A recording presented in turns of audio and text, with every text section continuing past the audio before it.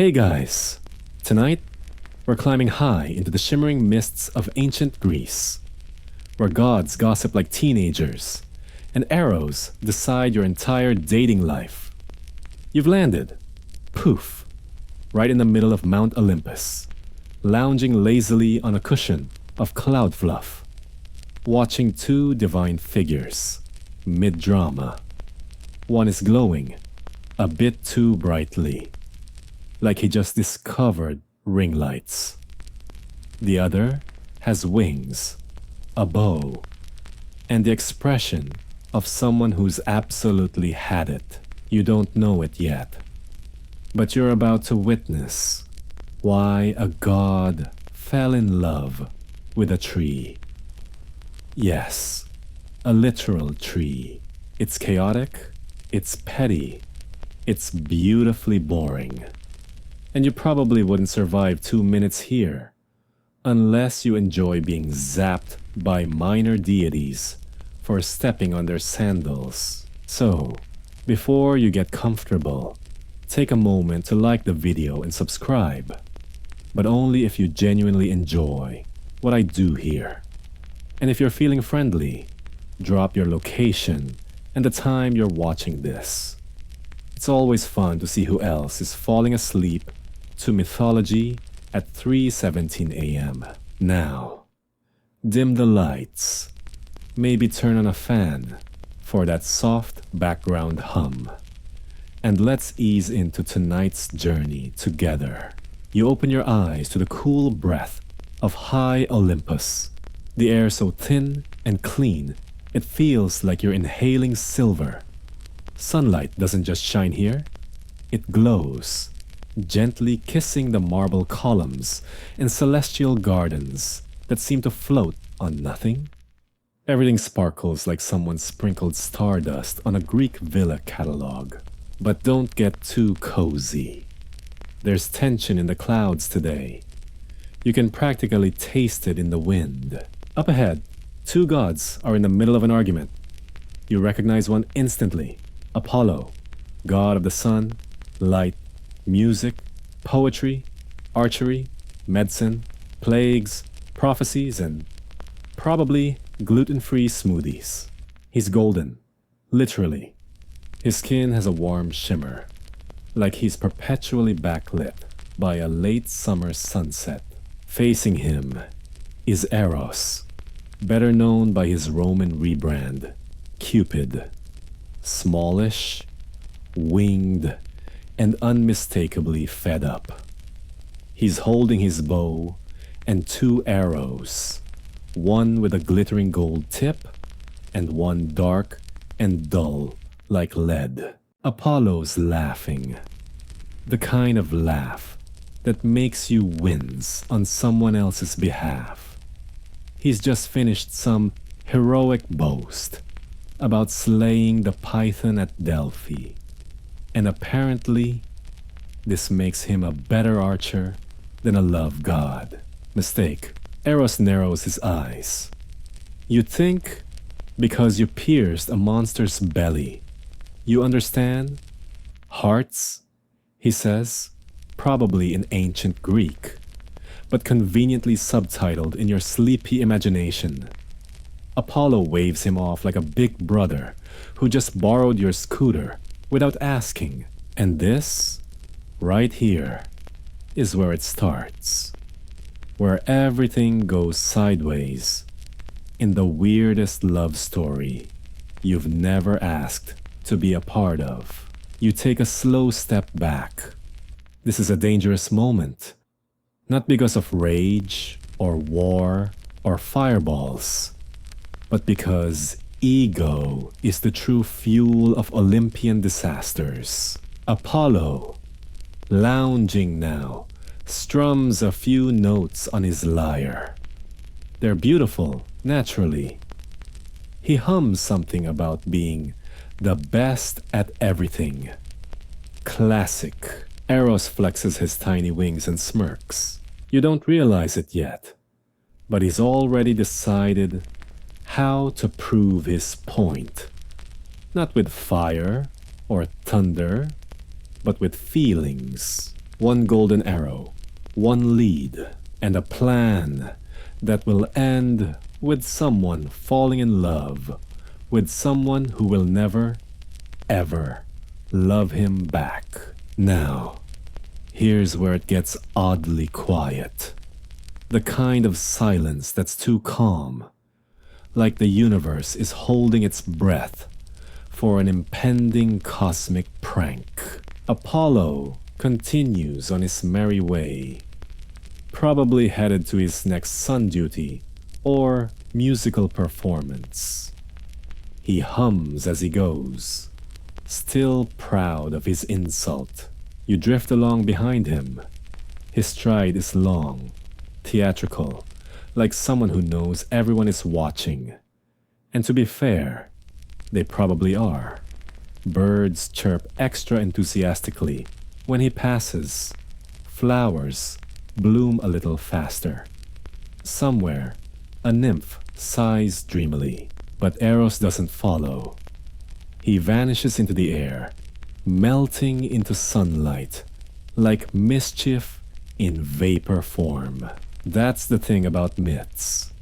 They rarely start with explosions. They begin with tiny wounds, silent glances, and arrows you can't see until it's much, much too late. Here's your first historical tidbit to nibble on while Apollo adjusts his toga. In ancient Greek art, Eros wasn't always a chubby baby.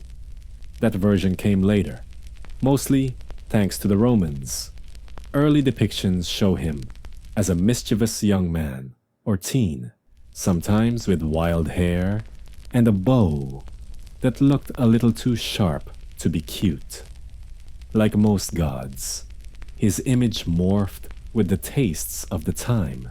Fun fact, the gold and lead arrows? Not just poetic symbolism. According to some versions of the myth, yes, this varies. The golden arrow causes uncontrollable desire, while the lead arrow repels love completely. Scholars still debate whether these arrows were a satirical device or a serious explanation for divine matchmaking. Either way, they explain a lot of bad first dates. Back on Olympus, a breeze picks up. Apollo doesn't notice. But you do. It's carrying something. A hint of golden pollen. And something else. A sliver of fate. Somewhere below, deep in the mortal world, a girl named Daphne is just waking up. She's stretching under a tree, unaware that an immortal crush is barreling her way, armed with a golden arrow and absolutely no sense of personal space. But that sleepy traveler is a forest you'll step into soon enough. For now, you remain with the gods a little longer, nestled in the fragrant hush of Olympus, where egos are vast and consequences grow on trees. You follow Apollo down a shining stairway of air, the kind that doesn't creak but hums softly underfoot, each step strung together like harp strings, tuned to the pitch of eternity. He descends gracefully, as if the wind itself is holding him up. And you? Well, you're trying not to fall off the side, which is a little harder when the scenery keeps distracting you. Clouds break open below to reveal the earth, stretching out in all directions. Olive groves, blue-tinged mountains, lazy rivers coiling through golden fields. The Aegean Sea sparkles like it's auditioning for a perfume commercial. Apollo, though, isn't admiring the view. He's too busy being himself. You finally touch down, just behind him, in what seems like his personal divine retreat. It's exactly what you'd expect from the god of music and light, equal parts art gallery, wellness spa, and solar-powered palace. Mosaics glitter on every surface. There's an eternal concert playing in the background, probably featuring muses doing experimental flute jazz. He floats into the center of the space like he owns it, which, let's be honest, he probably does. Today, Apollo has plans. He adjusts his golden circlet, throws back his radiant shoulders, and begins his daily to-do list with all the intensity of a demigod who has definitely read too many self-improvement scrolls. First up, drive the sun chariot. He doesn't just light the sky, he pilots it. You tag along for the ride as Apollo climbs into a gleaming, flame-wreathed chariot drawn by 4 colossal, fire-breathing horses. Their names: Pyroas, Ios, Ethon, and Phlegon. Names that sound like discontinued energy drinks. As the chariot rises, the world below brightens. Shadows retreat. Roosters crow. Someone in Athens spills their wine and blames it on divine light. It's all so dramatic, so heroic, so extra. And Apollo loves it.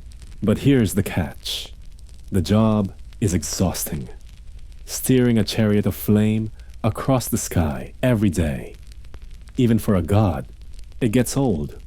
Not to mention, if he ever misses his mark, entire farming economies fall apart. Crops wither. People complain. Sunburns escalate. No pressure. So, when he's finally off duty, Apollo heads straight back to Olympus and into what you can only describe as his art phase. He pulls out his lyre, plucks a few shimmering chords, and immediately composes a song about himself. You listen to lyrics that include phrases like "golden glory glides again" and "none shine brighter than me." Well, it rhymes. Sort of. Here's the thing with Apollo. He's genuinely talented. His music is transcendent. His voice silky and hypnotic. But after the third self-written ballad and a dramatic spoken word interlude featuring harp backing, you start to wonder, does this guy ever take a break from being so incredibly into himself? Not really. And just when you think the god might relax with a quiet poem about the cosmos, he starts showing off his archery skills.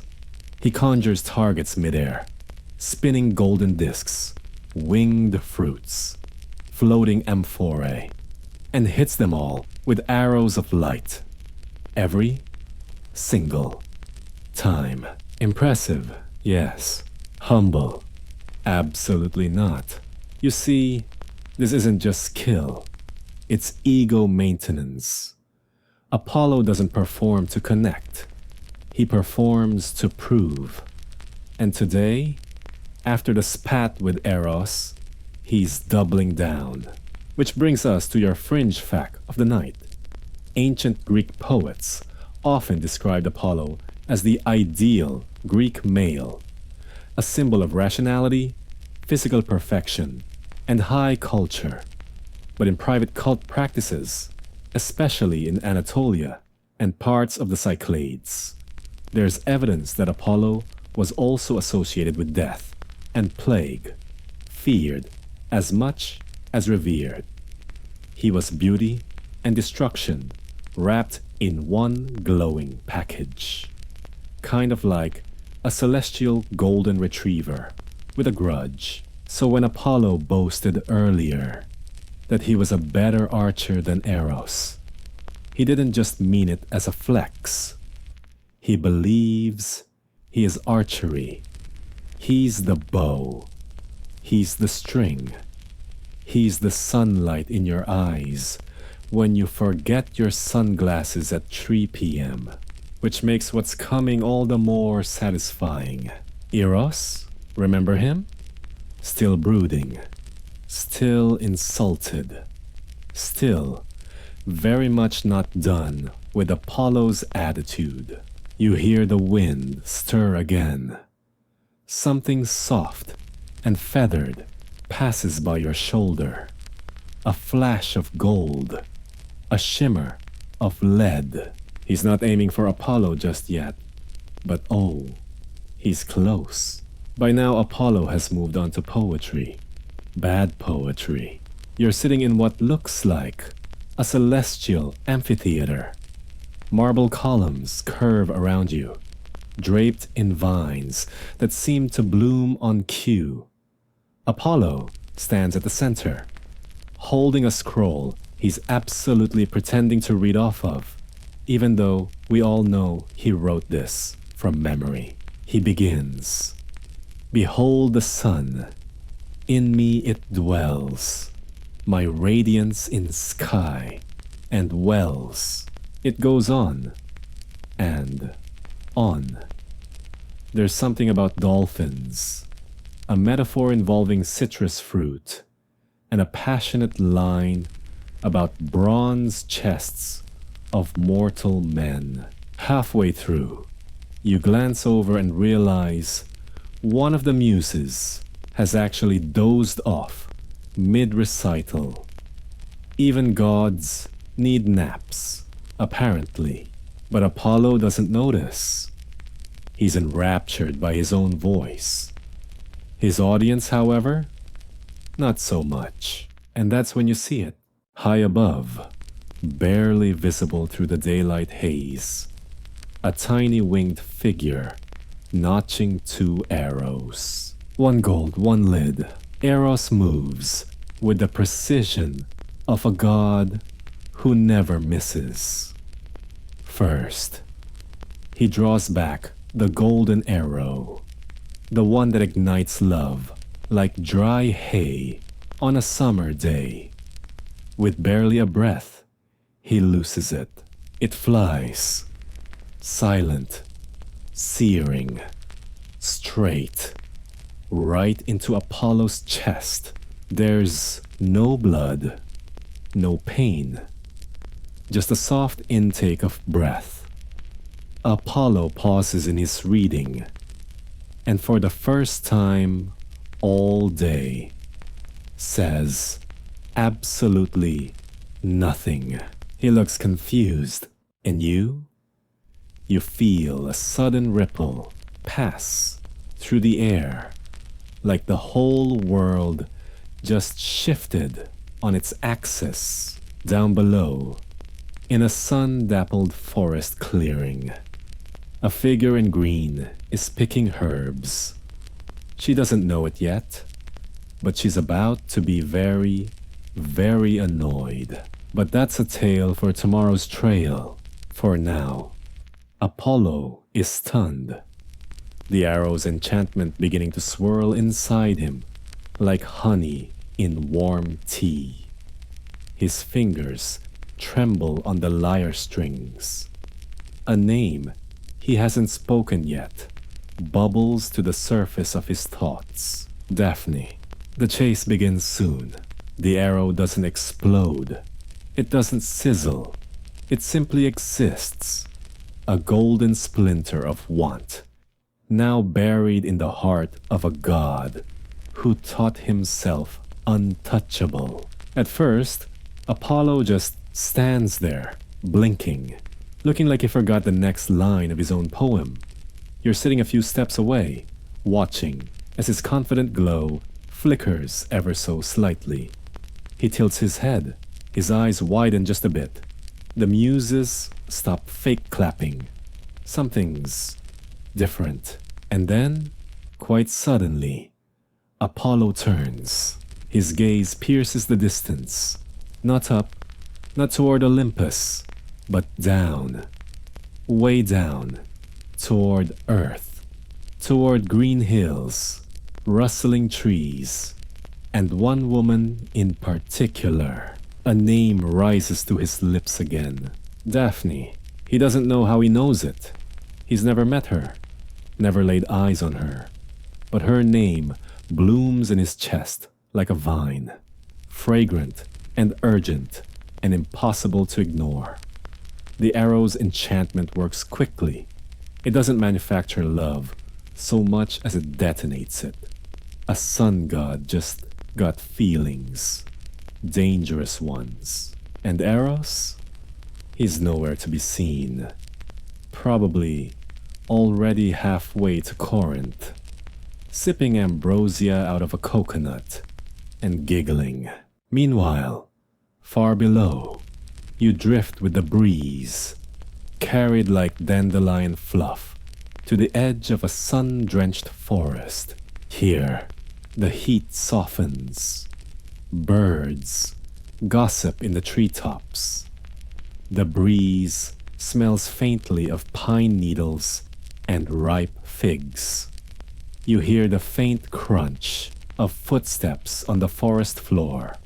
Quiet, steady, purposeful. There she is. Daphne, daughter of the river god Peneus, is no ordinary mortal. She's a naiad, a water nymph, but don't expect shimmering fishtails or bubbly giggles. Daphne isn't here for your fantasies. She's all earth and movement, focused, lean, and utterly uninterested in romance. Today, she's in her element, gathering herbs, whispering greetings to trees she seems to know by name. Her tunic is plain, her hair braided back, her hands stained with crushed leaves. She moves like someone with no time for nonsense, divine or otherwise. And here's a quirky historical tangent while you hover behind her. Ancient Greeks believed laurel leaves could ward off evil and were often used in purification rituals. So Daphne, who eventually becomes the laurel tree, is more than a character in a myth. She's a symbol of protection, boundary, and sacred distance. You'll find laurel wreaths in Olympic victories, yes, but also hanging in doorways to keep bad vibes out.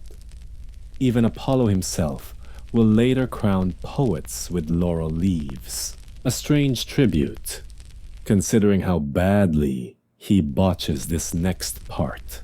Back in the treetops, you hear a faint hum, a musical one, strings, chords. Oh no, here comes Apollo. He doesn't crash through the forest like some clumsy mortal.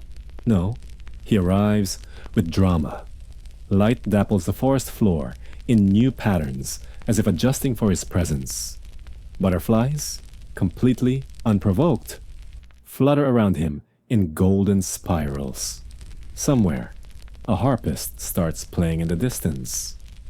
You're not sure if it's divine ambience or just the universe being extra again. Apollo sees her. Daphne looks up. Their eyes meet, and silence for a moment. Then Apollo does what any enchanted, deeply confused sun god might do when overwhelmed by his first genuine crush. He starts talking a lot. Fairest maiden of the forest, radiant as the morning dew, he begins, already walking toward her. I have roamed the heavens, steered the sun, and yet never, never have I seen such. Daphne turns, walks away, not rudely, not hurriedly, just walks. Apollo, unused to being ignored, picks up his pace. Wait, please. You don't know who I am. Spoiler alert. She does. Everyone does. That's sort of the problem. She doesn't turn around. She doesn't answer. She just keeps moving. Feet light, pace quickening. You can see her jaw tighten. Her eyes flick to the side, checking the paths for a good escape route. And here's where that second arrow comes into play. Remember, the lead one? Eros didn't forget. He didn't just strike Apollo with golden desire. He struck Daphne with something heavier, something colder, disgust, repulsion, a complete and utter lack of interest in being pursued by some glowing guy with a mixtape and a god complex. Apollo, however, is oblivious. He jogs after her, still trying to impress. "I'm not like other immortals," he calls, which might be the first recorded use of that phrase. "I can make you a constellation. I can whisper your name into the wind. I know 17 types of dance. You trail behind." Watching this whole scene unfold like a divine romantic comedy directed by someone with no sense of pacing. Daphne ducks under a branch. Apollo follows. She slips across a creek. Apollo leaps. She picks up speed, turning left at a fox den, scaling a mossy hill, darting behind a fig tree. And all the while, Apollo narrates his heartbreak like a TikTok poet who's just been ghosted. And here comes your open scholarly debate for this chapter. Historians still argue whether Daphne's resistance represents chastity, independence, or divine punishment. Was she a symbol of virgin purity, running from the chaos of love? Or was she a narrative tool for reinforcing Apollo's heartbreak and the idea that not even gods get everything they want? Some say she's the embodiment of feminine agency in myth. Others say she's a victim of it. The ambiguity is part of what makes her myth last so long. It's messy, unresolved, and painfully human. By now, Daphne is sprinting, and you're keeping up somehow, bobbing through branches and skipping over roots. The forest starts to blur. You hear her breath catching, feet pounding against dry leaves, and just behind, closer and closer, Apollo. "Please, I swear, I mean no harm," he shouts. Sure, that's what they all say, but she doesn't answer. Not with words. Instead, she cries out, not in fear, not in anger, but in plea, a desperate, whispered prayer to her father, the river god. "Help me. Let me be free of this." And with that, the chase changes course. Not for Apollo, but for the forest. You stop short. Something in the air changes. It's not just the wind, or the soft hush of leaves stirred by motion. It's deeper than that. Older, as if the trees themselves have heard Daphne's prayer and decided after centuries of polite silence that it's time to interfere. You hover in the quiet. All around you, the forest seems to pause. Daphne stumbles forward, her feet pounding the earth, heart thrumming like a deer's. Apollo is not far behind, his steps less frantic, more rhythmic, like a performer who's still convinced he's part of a duet and not a one-man tragedy. She skids to a halt at the edge of a riverbank. The earth dips. Water rushes below, cold and swift. The reeds whisper. The willow trees lean in, and somewhere beneath the surface, something ancient listens. "Father," she says again, her voice strained. "Please, it's not loud. It doesn't need to be. Because in myth, as in dreams, prayers don't require shouting." Now let's talk river gods for a moment. Peneus, Daphne's father, isn't one of those flashy Olympians with thunderbolts or war chariots. He's a potamoi, a river deity, one of the thousands of minor gods connected to Greece's many waterways. Potamoi were believed to inhabit every stream and river, shaping the landscape, nurturing the fields, and sometimes meddling in human or divine affairs. Not all of them were kind. Not all of them were present. But today, Peneus answers. You hear it before you see it. A low groan, like boulders shifting underwater. A tug at the soles of your feet. Daphne's breath catches as the riverbank softens beneath her. Grass becoming moss. Moss becoming something looser, wetter, different. Then it begins. Her legs root, not metaphorically, literally. You watch in stunned silence as her feet melt into the earth. Toes stretching into tendrils, ankles stiffening into bark. Her breath grows shallow. She sways. Daphne's fingers, those same hands that just moments ago crushed herbs and brushed fig leaves aside, lengthen into green shoots. Her arms lift against her will, curling upward like climbing vines, trembling as the skin splits into smooth bark. She gasps once, not in pain, but in awe. A final, defiant breath. Her hair flutters like leaves in a storm, then settles into branches. She isn't screaming. She isn't weeping. She is becoming. And Apollo, he stops, dead in his tracks. You can almost see the magic leaving his lungs, the momentum draining from his limbs. Imagine chasing someone across an entire forest, fueled by something you don't understand, only to watch them disappear before your eyes into a tree. He doesn't move, not at first.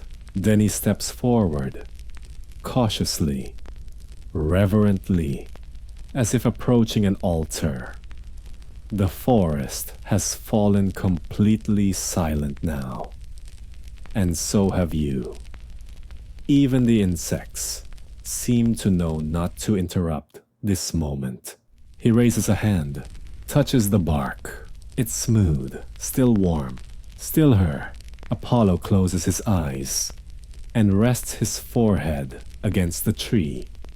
No more speeches, no more verses. Just a quiet, hollow exhale. And then, like any artist coping with heartbreak, he speaks. "You are mine," he says softly. "If I cannot hold your hand, I will wear your leaves. If I cannot kiss your lips, I will sing of your name." It should sound romantic, but it doesn't. It sounds desperate. And here comes your fun little fringe fact. Apollo wasn't the only god known to fall for someone who turned into a plant. The Greeks had a whole thing for transforming people into flora. Hyacinthus became a flower after his tragic death. Narcissus, too. Myths use metamorphosis as a soft ending, escape, punishment, preservation, depending on who's telling the tale. But Daphne's is different. It's not death. It's not punishment. It's agency. And that's what makes it stick. Apollo kneels at the base of the tree and does something he rarely does. He promises that the laurel will be his sacred tree, that its leaves will crown the heads of poets, warriors, and athletes, that no one will forget the one who refused even a god. And sure enough, from that day on, the laurel becomes a symbol of honor, not romance. No bouquets, no wedding garlands, just wreaths, quiet, circular tributes to discipline, victory, and solitude.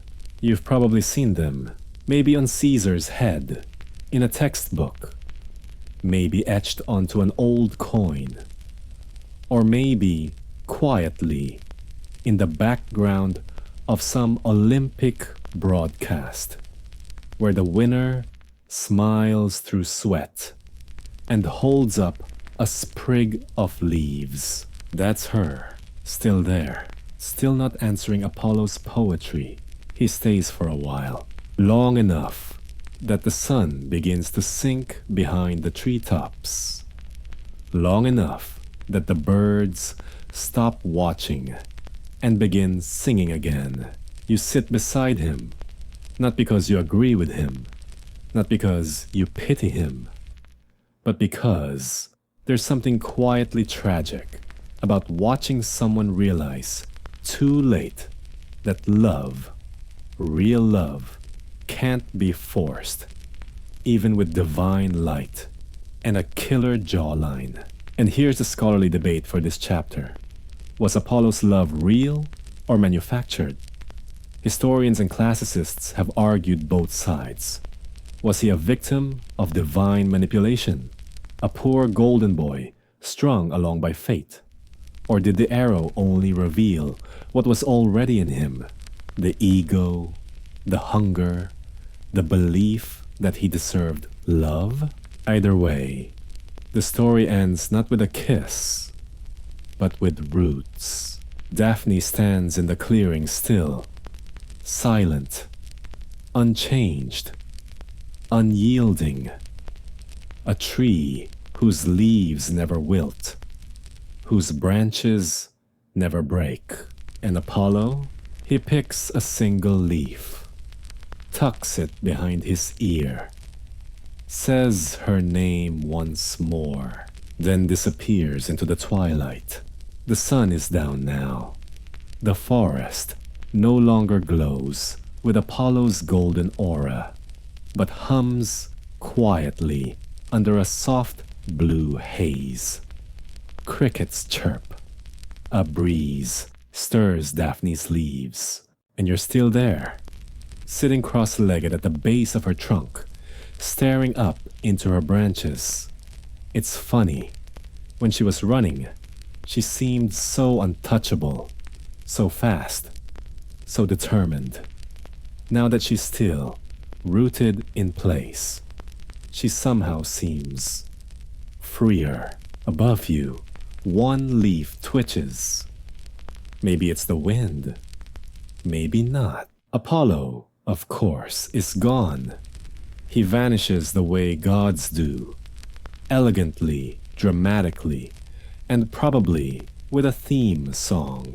But even in his absence, you can feel him everywhere.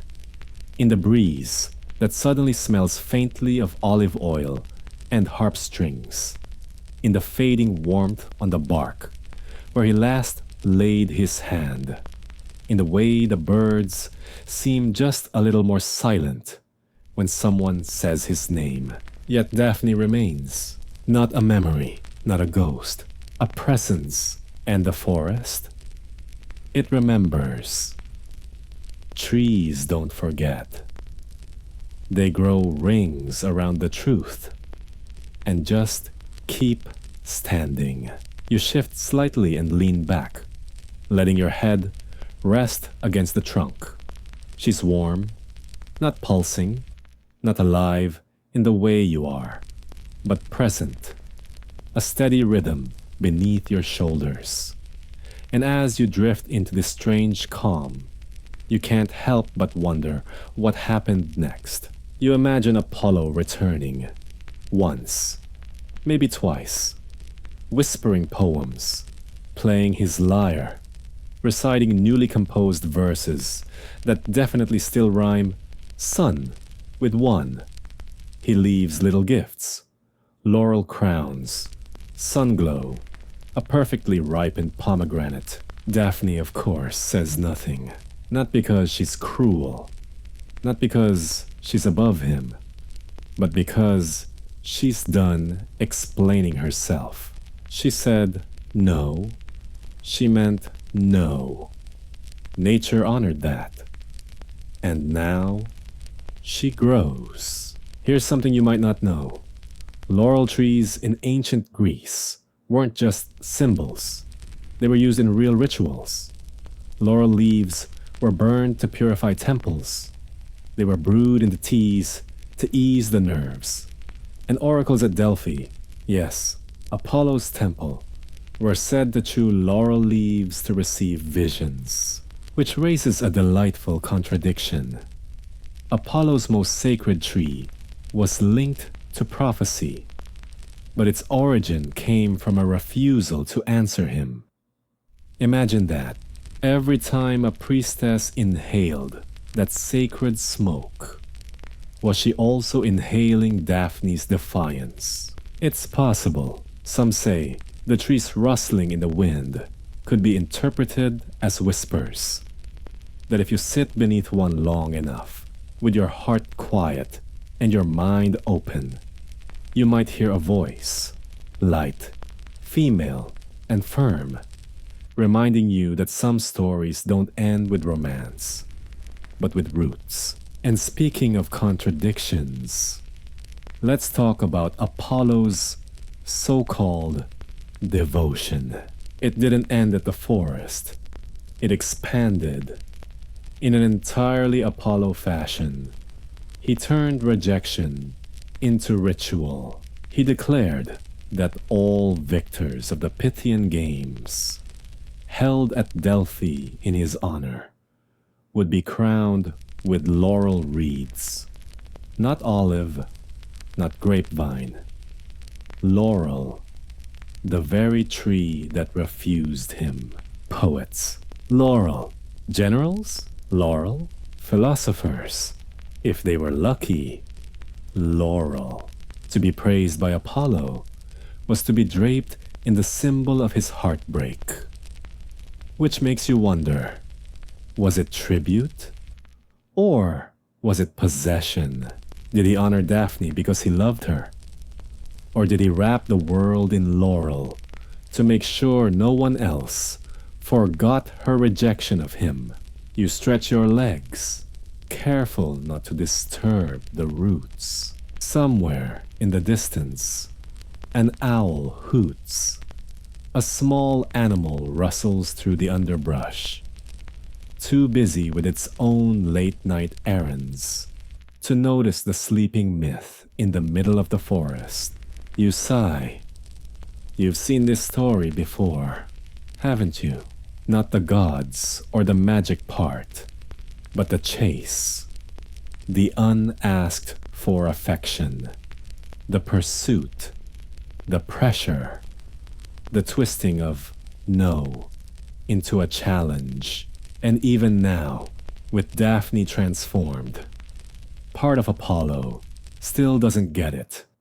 He immortalized her, yes, but he also froze her, trapped her image, turned her into a symbol rather than letting her live her life. It's a classic sun god move. Everything must orbit him, even rejection. Let's take a quick detour for one of those delightful historical tangents. The laurel wreath became a political symbol in Rome, adopted by none other than Julius Caesar. He wore it constantly, not just after victory, but always. To hide his balding head? Possibly. To assert divine favor? More likely.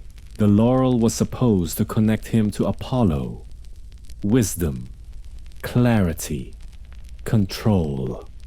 But beneath that crown sat a man who'd eventually be stabbed by his friends. So, mixed results. In medieval Europe, the laurel took on new meaning. It became a symbol of academic excellence. That's where we get the word baccalaureate, literally, laurel berry.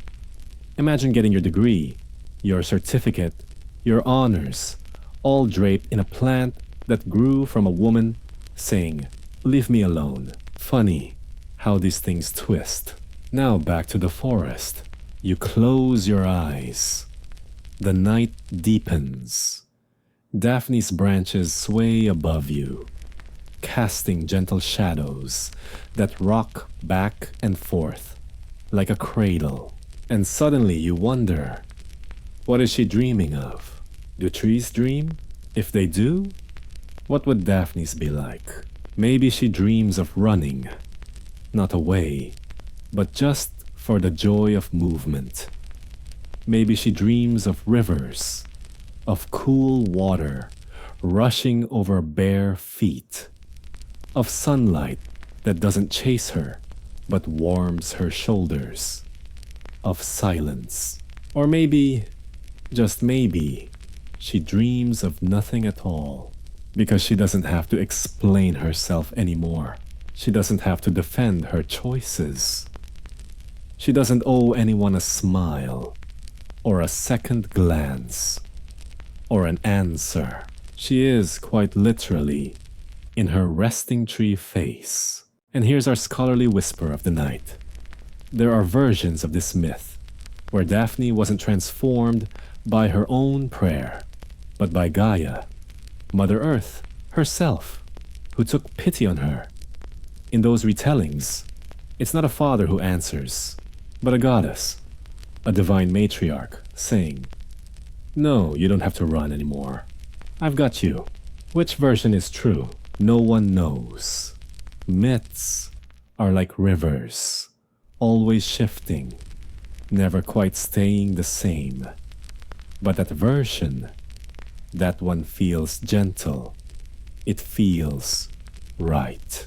And in the quiet of the forest, where the only sound is the rustle of laurel leaves, you can almost hear Gaia's voice, cradling Daphne in soil and silence.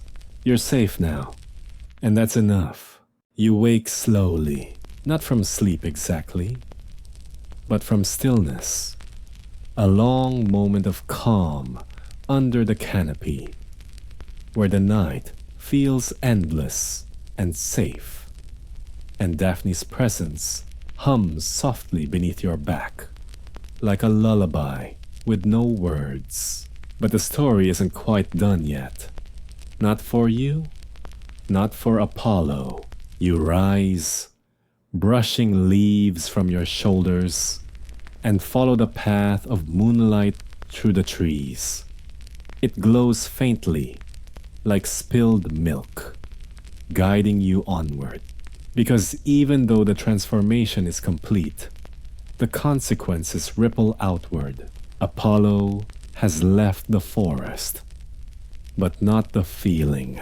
Somewhere, the god of the sun is pacing a marble hallway, composing yet another song, one that starts out sweet and poetic, then dissolves into mumbled self-reflection and unresolved chords.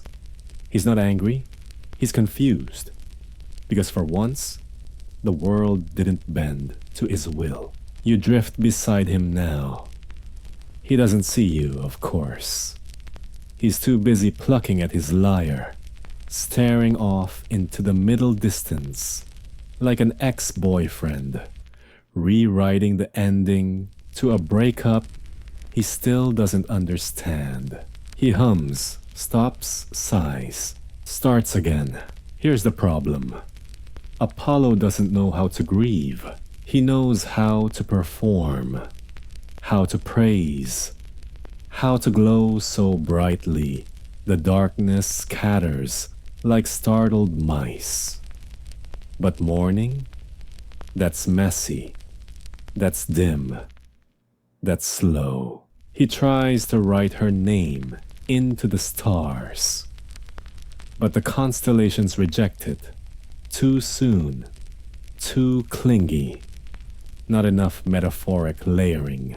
He carves laurel wreaths instead, wraps them around statues, leaves them on temple steps, wears them in battle and on stage, even when no one else is watching. It becomes a signature, a costume, a crown, and eventually a tradition. But deep down, it's a memory of bark, of branches, of a girl who chose escape over affection.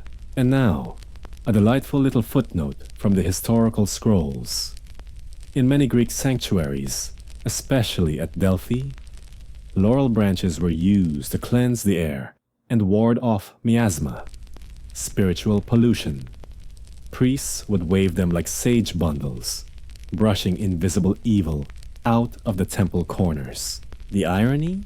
Apollo was both worshipped with laurel and as a purifier. His love, unwanted, became a sacred cleanser.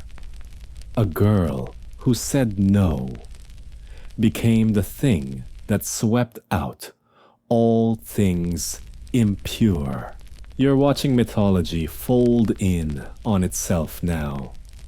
Love becomes rejection. Rejection becomes holiness. Holiness becomes habit. And habit becomes history. The years pass like breath. You drift forward in time, skipping over decades and centuries, as if leafing through a very sleepy flipbook. Laurel grows everywhere now, on coins, on vases, painted into murals, stitched into tunics. The world doesn't remember Daphne's face, but it remembers her shape, the curl of the branch, the pointed leaf, the wreath. No one asks who the tree used to be. They just assume it's always been there, like the sun, like Apollo, like bad poetry about feelings. But somewhere deep inside the oldest trees, you like to think her spirit still curls quietly around the roots, dreaming not of gods or myths, but of quiet afternoons and rivers that don't talk back. And speaking of roots, let's zoom in for a moment on one of those tiny, strange details most people miss. In Roman times, laurel was believed to protect against lightning. Yes, lightning, the sparkliest of all sky-based dangers. Romans believed that Jupiter, Zeus' Roman counterpart, wouldn't strike laurel trees with his thunderbolts. Some emperors even wore laurel crowns during storms, hoping to avoid being flash-fried by divine wrath. Whether it worked is unconfirmed, but it adds a delicious layer of irony, because while Apollo's love might have been unwelcome, Daphne's resistance became the thing that even lightning gods respected. Back with Apollo now, you find him in a rare moment of stillness. He sits alone on a marble bench. The sun has long set. His lyre rests beside him, silent for once. He looks older, not in the wrinkly mortal way, but in the sense that his shine has softened, like a candle after a long dinner. He turns something over in his hand, a single laurel leaf, small, simple, imperfect. He doesn't speak, he doesn't sing, he just watches it, and in this moment, you see something shift. Not dramatically, not mythically, just a little. Maybe he's starting to understand that love isn't about being louder or brighter or deserving someone. Sometimes, love means knowing when to stop chasing. A final scholarly musing to leave you with tonight. Some historians argue that Daphne's myth wasn't originally about romance at all. They believe she was once a local river deity worshipped in Thessaly or Arcadia, absorbed into Apollo's cult storylines as his legends expanded. Her refusal may have simply been her older story resisting erasure. If that's true, then Daphne wasn't rejecting just Apollo. She was resisting assimilation, a rooted symbol of old gods pushing back against new ones. A reminder that history, like forests, doesn't like to be cleared without a fight.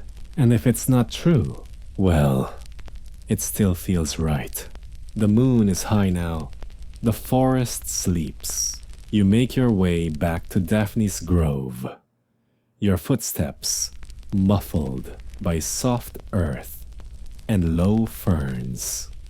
The breeze is cooler. The crickets quieter. Your mind slower.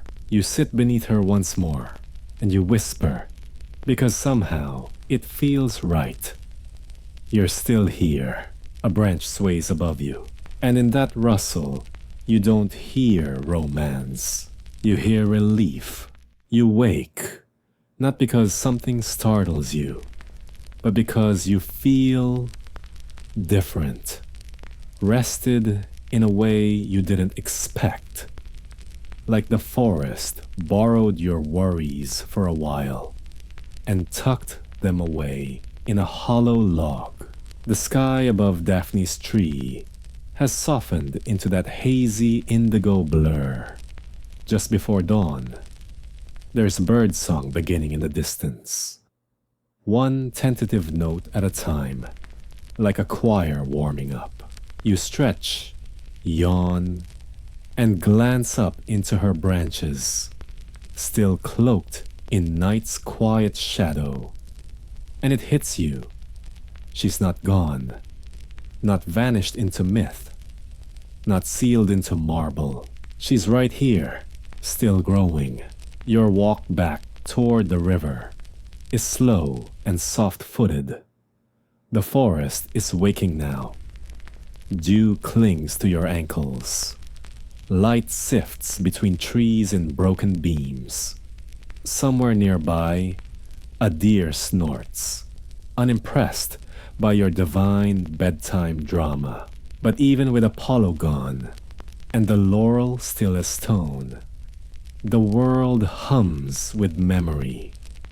You begin to notice the quiet echoes of this myth in every leaf, every gust of wind, and you start to wonder how much of the world is shaped by people who didn't want to be followed.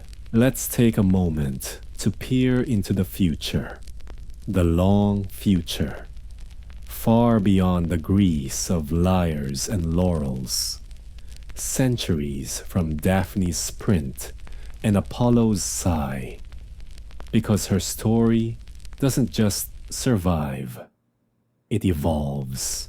Did you know? In Renaissance, Italy, laurel wreaths became the ultimate poetic flex. Poets crowned themselves in laurel to claim divine inspiration. Think of Petrarch, the 14th century writer who helped shape the very idea of romantic love.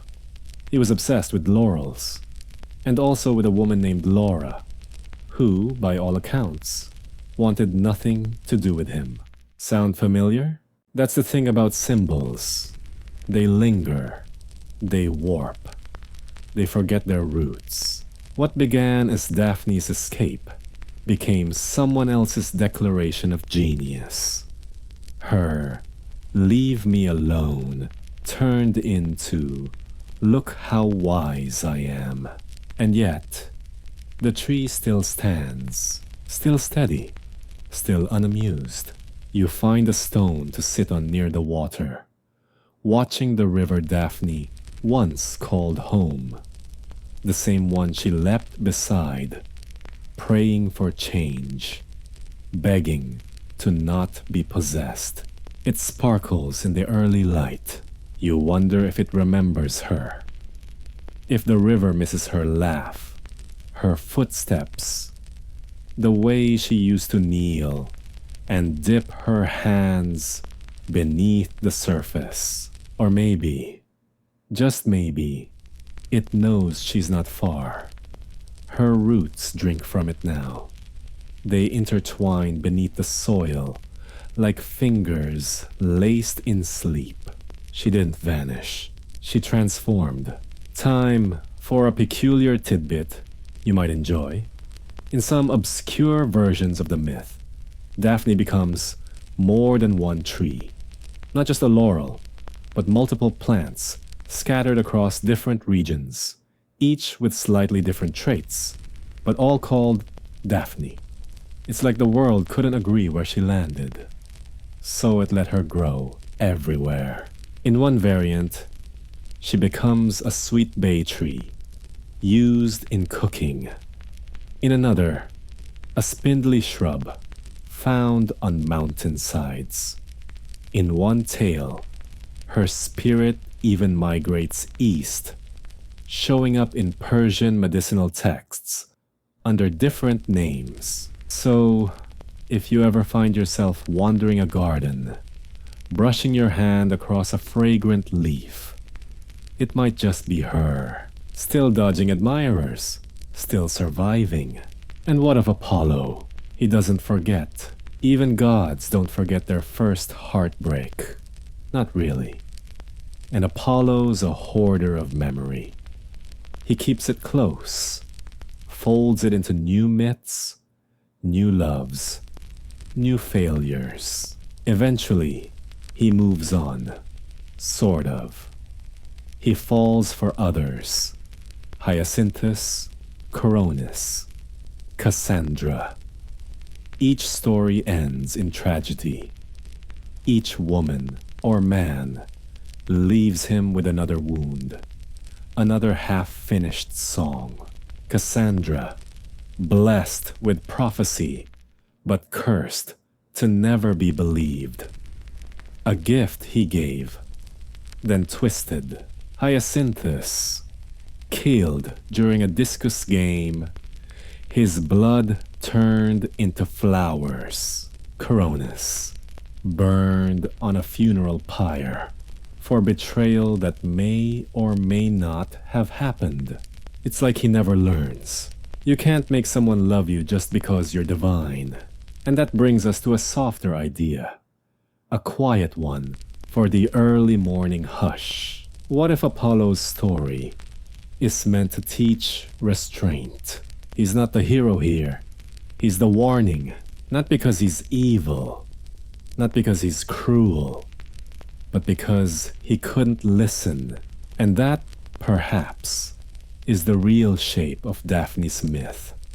Not as a love story, or even a tragedy, but as a boundary. She doesn't die. She doesn't disappear. She sets a line no god can cross. A line that becomes a tree. A tree that becomes a symbol that becomes a whisper in the breeze, saying, I choose my shape, you don't. You stand up again, brushing dew from your clothes, and look once more at the sky. The sun is just beginning to pull its golden chariot up from the edge of the world. And you wonder, do Apollo's horses hesitate, just slightly, when they pass over this forest? Do they remember what happened here? Do they feel the hush of leaves as they gallop by? Maybe, because even light pauses for what it cannot possess. You walk back through the clearing one last time. Daphne's tree leans into the breeze, branches lifted in graceful defiance. You raise a hand, not to touch, just to wave.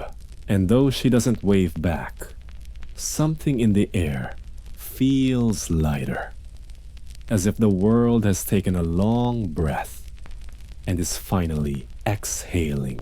You don't need closure. You just needed to know she's still here, rooted, unapologetic, unmoved. You walk now with the sun at your back, not harsh, not searing, just warm enough to stretch the chill from your bones as you make your way out of the grove. Every step feels easier, lighter, like Daphne's story, while heavy with longing and myth, has somehow pulled a weight from your shoulders you didn't realize was there. But before you leave the tale completely, there's one thread left hanging. One question you can't shake. Why did Eros shoot the arrows at all? The golden one. Sure, that makes poetic sense. But that leaden arrow, that intentional, deliberate sting of disinterest aimed right at Daphne's heart, that wasn't random. Eros didn't flip a coin. He made a choice. And in doing so, he changed more than just Apollo's ego or Daphne's fate. He changed the very tone of love in myth. Let's rewind for a moment. Back to the scene of the crime. Apollo mocks Eros, laughs at his tiny bow, flexes his status. And Eros, brilliant, petty little god that he is, says, "Oh, is that so?" The golden arrow hits Apollo. Bang. Instant infatuation. But the lead one? That's more complex. That one's not about hatred. It's about apathy. The worst possible outcome for a god used to adoration. Daphne doesn't just dislike him. She feels nothing. That's the wound Apollo can't heal. Not with poems, not with songs, not with godly radiance. And Eros? He disappears from the story, grinning, leaving behind a mess that echoes for centuries. It makes you wonder, was this myth ever really about Apollo and Daphne? Or was it about power? Who gets to feel love? Who has to? Who refuses? Who insists?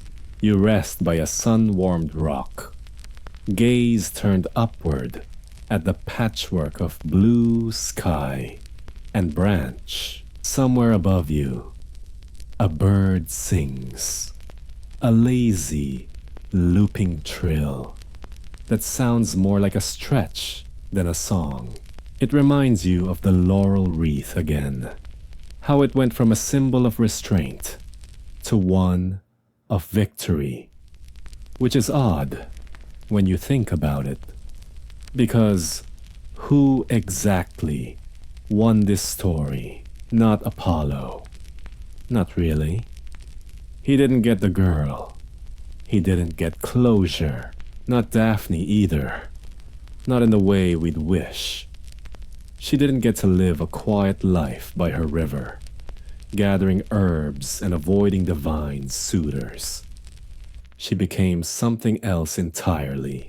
Maybe the winner here was the tree, the symbol, the boundary.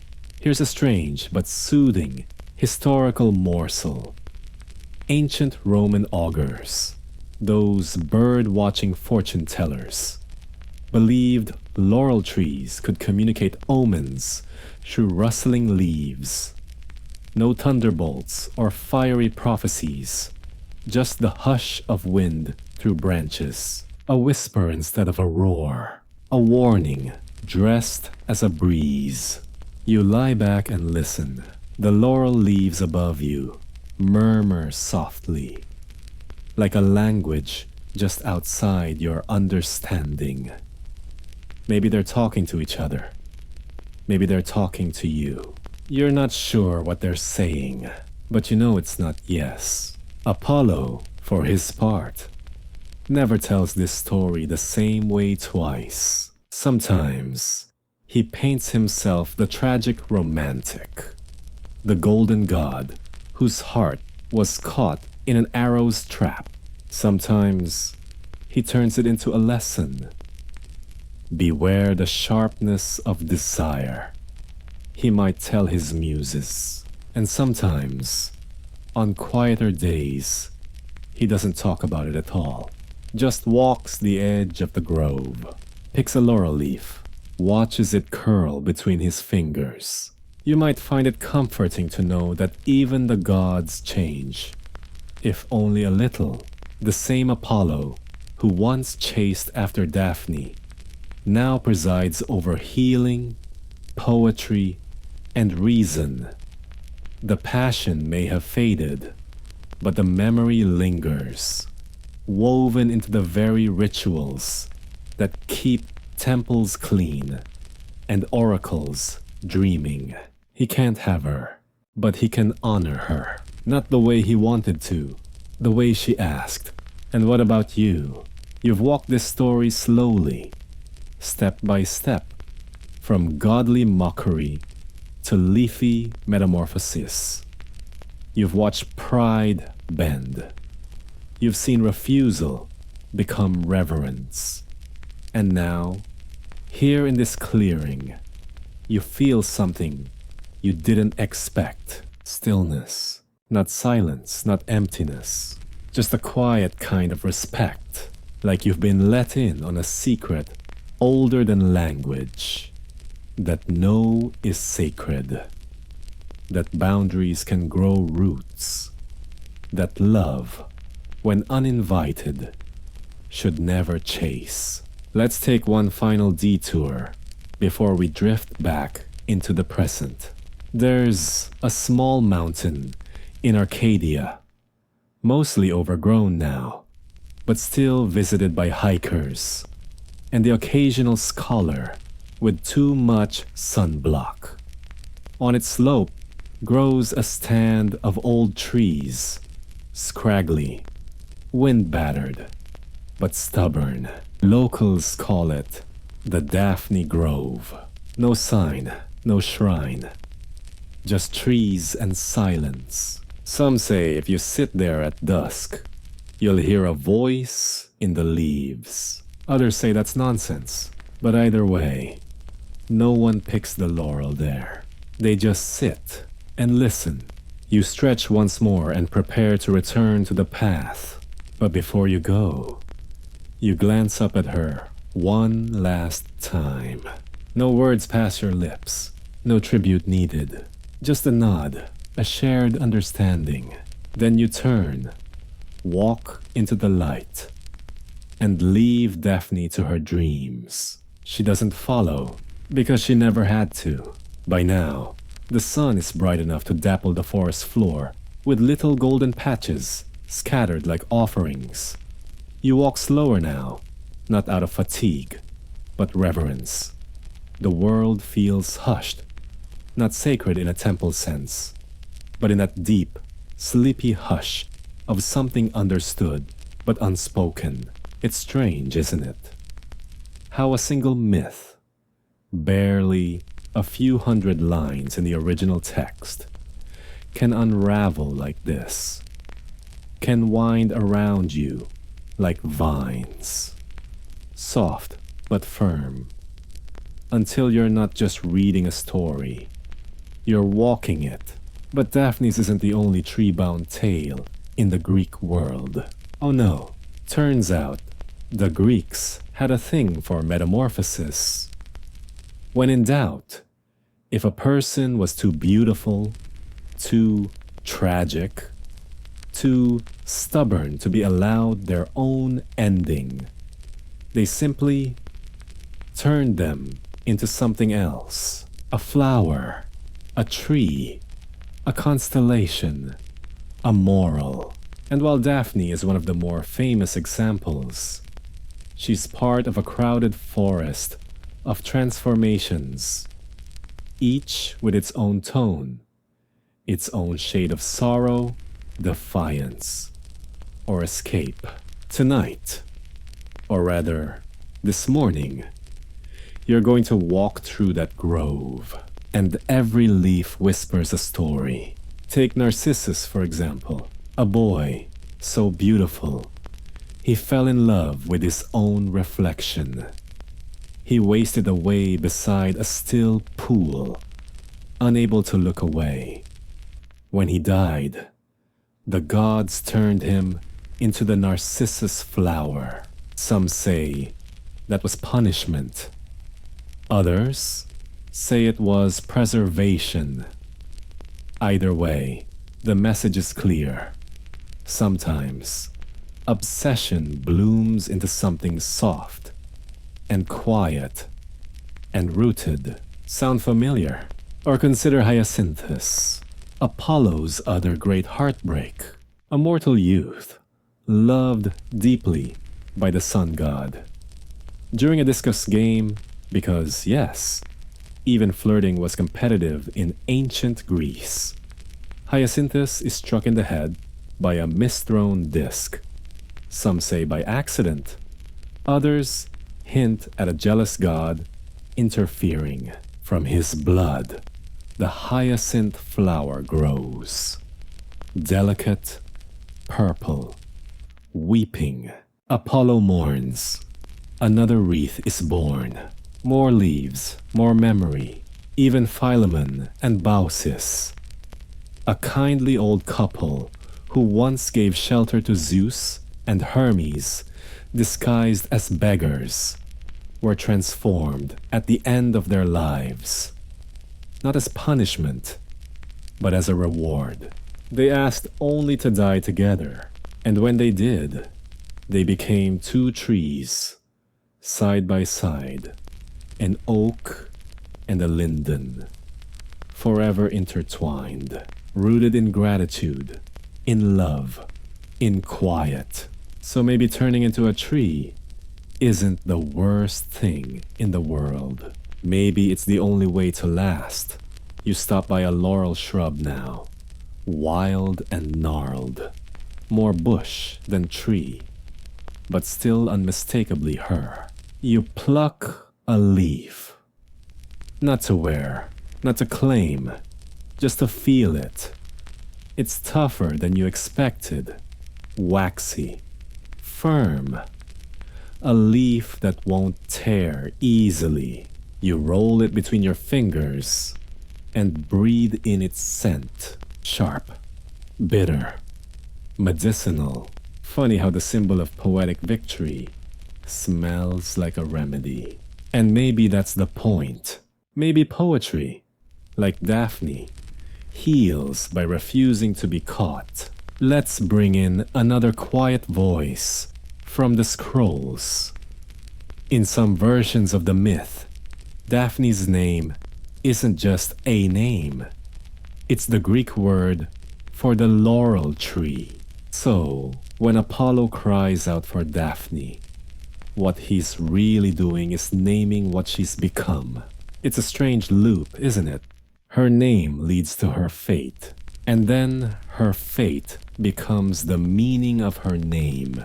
It's almost as if the story was waiting to happen all along, like the gods were just catching up to a truth that had already rooted itself in the language. Which raises the sleepiest kind of philosophical question.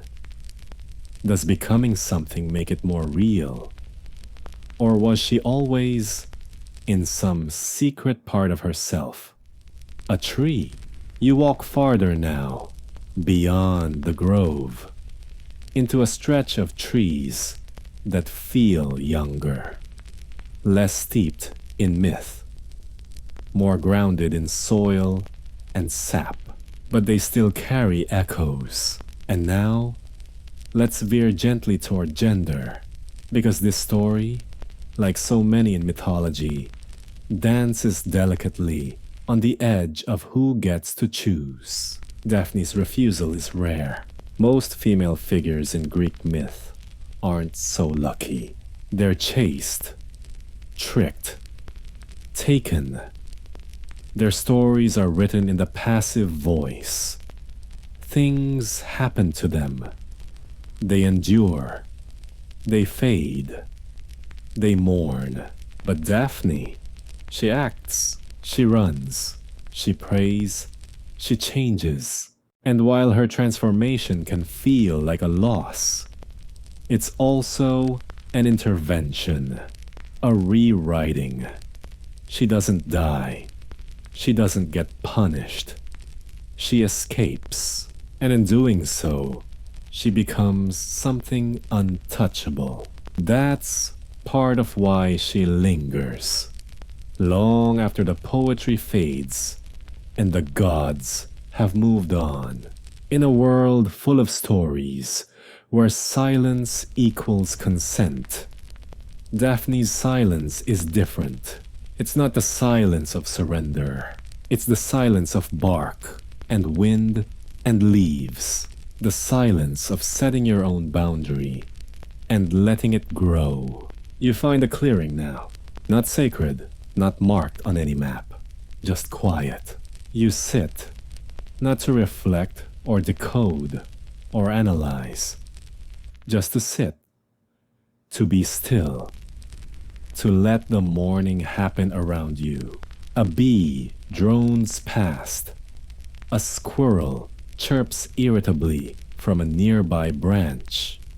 The world moves on, unconcerned with divine heartbreaks and leafy metaphors. And you smile, because even gods don't get everything they want, especially when what they want was never theirs to begin with. You sit longer than you meant to, not out of laziness. Though there is something deliciously lazy about this little glade.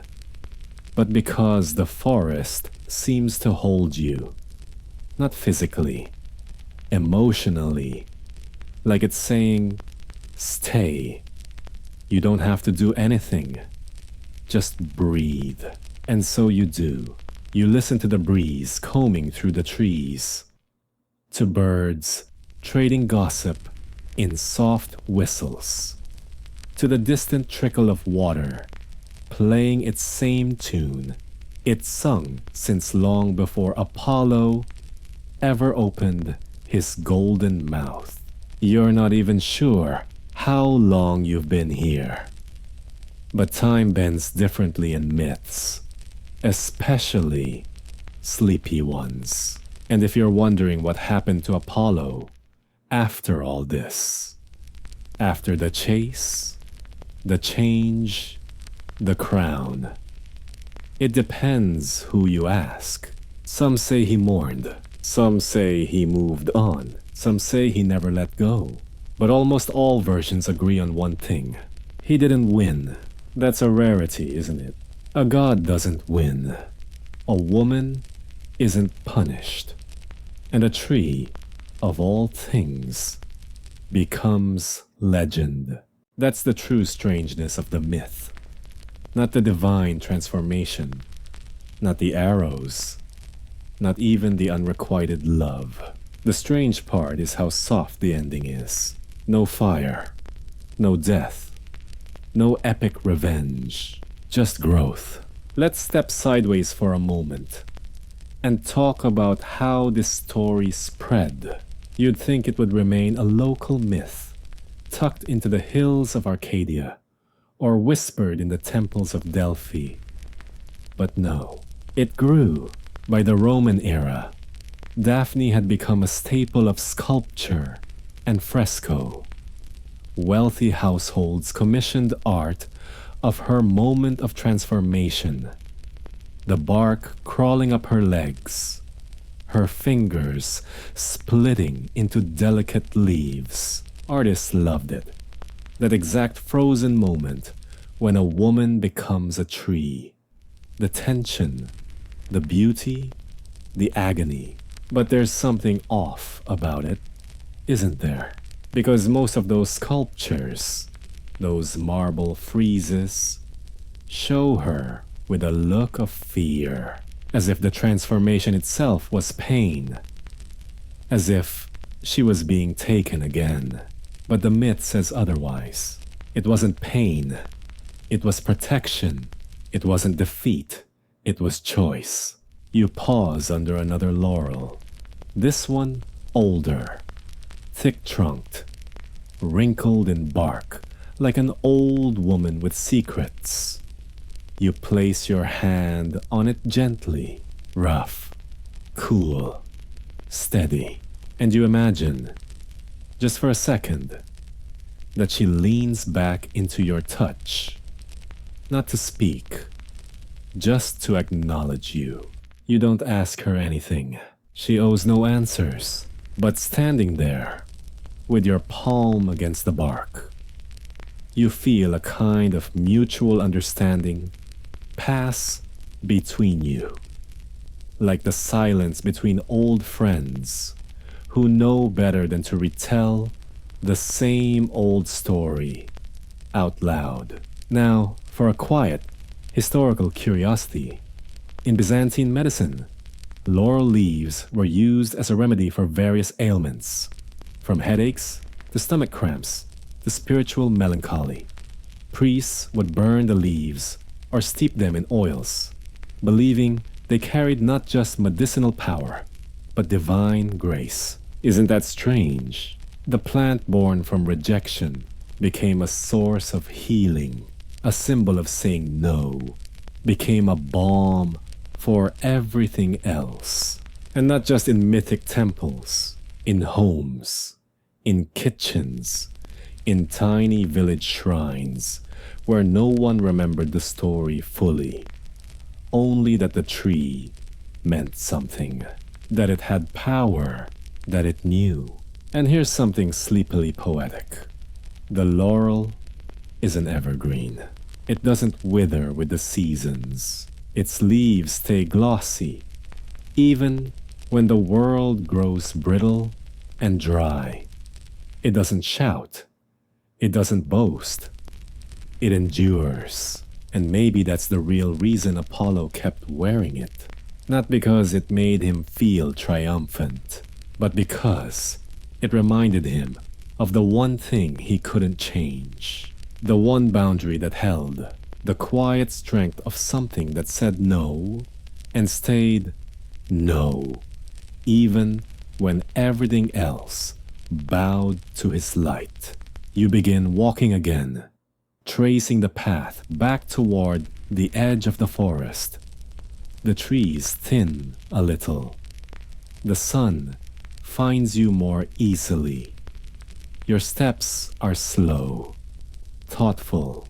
You've walked with gods and dryads, peeked behind the curtain of myth, and found not lightning bolts or wrath, but leaves and memory, and a firm, rooted refusal. And through all of it, Daphne remains a puzzle, not a tragic figure, not a heroine, not a victim, just herself, changed, chosen, growing. One last scholarly whisper before we go. Some mythographers believe Daphne's story was told and retold, not to explain a plant, but to explain a feeling, that crushing ache of wanting something you can't have, or worse, wanting someone who doesn't want you. It's one of the oldest emotions in the world. It hums in the background of songs and poems and sighs in the dark. And the Greeks, never once to waste an ache, gave it shape. They made it leafy, bark covered, root deep, so that even when your heart cracked open, you could look to the trees and think, she gets it, and maybe that's enough. The forest opens ahead. The path widens. You can feel the ordinary world waiting just beyond the next turn. Cars, clocks, lists, screens. But before you step out, you turn around just once and look back. And there she is, still tall, evergreen, unmoving, unmoved, unforgotten. You step beyond the edge of the grove. But the story lingers. It clings like a gentle perfume, laurel sweet and earth warm, winding through your hair and behind your ears. You breathe it in without meaning to, and for a moment, the world feels softer, dimmer, sleepier. Because the truth is, myths don't end. They just settle into the background, like birdsong or an old lullaby. And even as you move forward, out of the woods and into more familiar ground, Daphne's presence hums quietly behind you, her roots deeper than memory. You don't need to look back again. You know she's there. Let's meander now, not forward, but outward, into how this story took root, in places far beyond Greece. You might expect myths, like Daphne's, to fade once the temples closed and the philosophers died off. But they didn't. Instead, they shifted. They were carried by travelers, scholars, monks, and wandering poets. They hopped languages, cultures, time zones, and somewhere in the tangle of centuries, Daphne became more than just a footnote in a dusty epic. She became a theme. Did you know? During the Middle Ages, Daphne's tale was reimagined in Christian morality plays. Only now, instead of a defiant forest nymph, she was framed as a virtuous maiden, fleeing sin itself. Apollo's desire, rewritten as temptation. Her transformation, a metaphor for spiritual chastity. It was a little revisionist, a little convenient, but the image stuck. A woman fleeing corruption, choosing divine transformation over worldly pleasure. The tree became a holy symbol. The story, a lesson. And while it's easy to grumble at how myths get reshaped, there's something sleepy and inevitable about it too. Like fog rolling in over a story, softening the details, blending its edges into something new. You pass an old stone bench beneath a drooping olive tree. It's not Laurel, but it has the same stillness, the same gnarled wisdom. You sit for a while, letting the breeze find your cheeks, and you think about how stories travel, how Daphne sprint through the woods, turned into paintings in Florence, marble in Rome, embroidery in convents, how her no became 1,000 different metaphors for modesty, grief, strength, and escape. And yet, beneath all the layers, all the reinterpretations, there's still her, running, choosing, rooting.